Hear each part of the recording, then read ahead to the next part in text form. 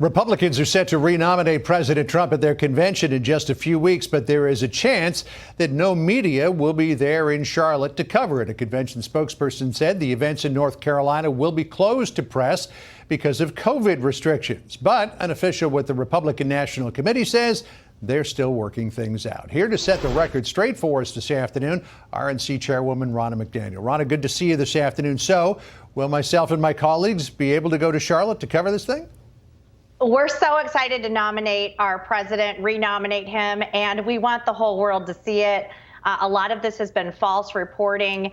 Of course, we're dealing with very overly restrictive guidelines being put forward by Governor Cooper in North Carolina, where very few people are allowed inside rooms.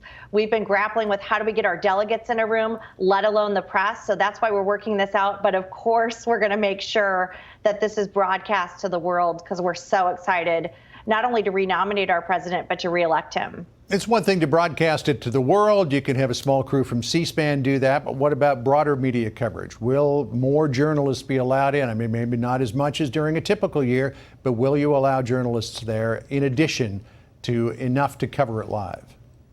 You know, you've got to ask Governor Cooper that. The restrictions that have been put on us are part of the reason why we had to leave North Carolina. He wouldn't work with us on anything.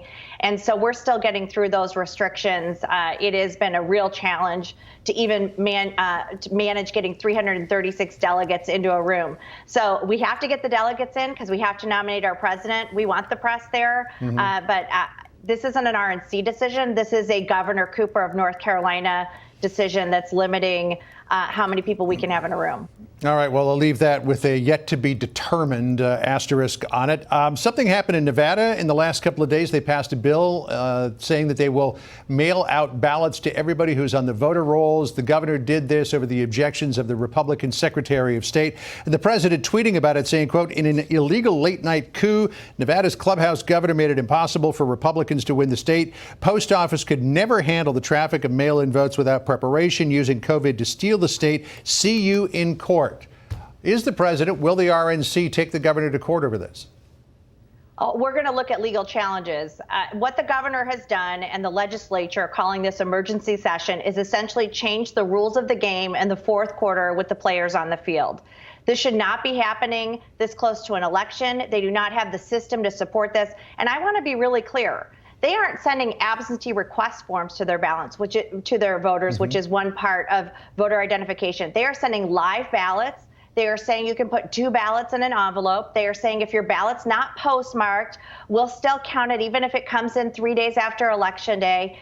Democrats are trying to sow chaos in our election process. They are doing it across the country. We don't have results in New York still, 41 days after the primary.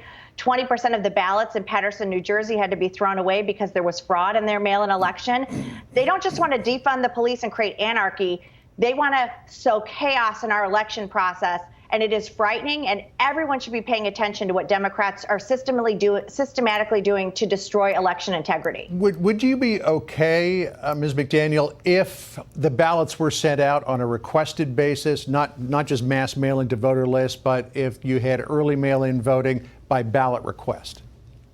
I think that having voters ask for an absentee ballot, which every state already has a system to do, is much more reasonable. That's part of the verification. But to just send live ballots out, whether voters ask for it or not, absolutely leaves room for fraud. Beyond that, why are they calling an emergency session to change election laws this close to an election? We're 90 days away from an election, 60 if you count early voting.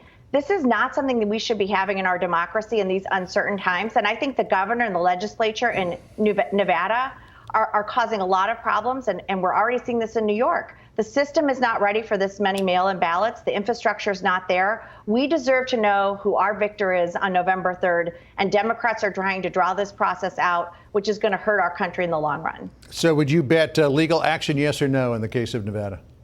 We will be looking at legal action, yes. All right. Ronna McDaniel, chairwoman of the RNC. Good to talk to you this afternoon. Thanks. Enjoy the rain that's heading our way.